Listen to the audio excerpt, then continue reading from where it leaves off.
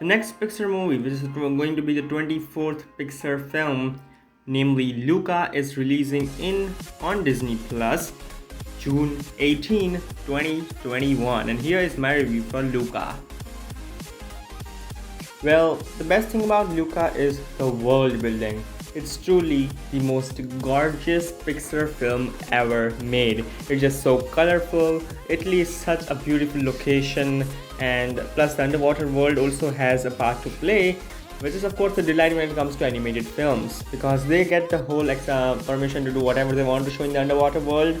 And yeah, it is really great. If you want to create a live action underwater world, it is costly, but an underwater world from an animation film is just wonderful. And Luca does a great job even in its underwater world as well as on its terrestrial world. Especially terrestrial world is just dazzling. The location of Italy is just the perfect location for this film, and it's just so eye-pleasing to watch.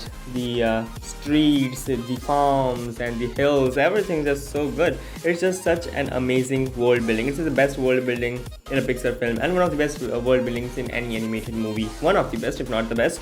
The animation style is classic Pixar, which I love. There are a lot of great Pixar movies before which have great animation, but this feels really Pixar. For example, Onward didn't feel really like a Pixar film. This one is just top tier Pixar animation. It's just that great. The characters seem more Pixar-y and everything just so great.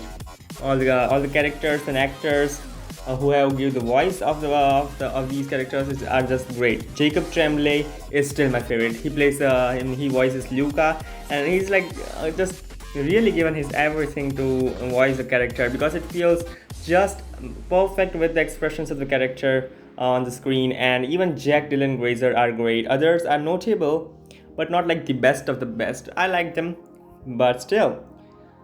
Jacqueline Grazer and Jacob Tremblay are the best when it comes to the characters and actors. The story of this Pixar movie is more about a friendship. Sea monsters can live a life.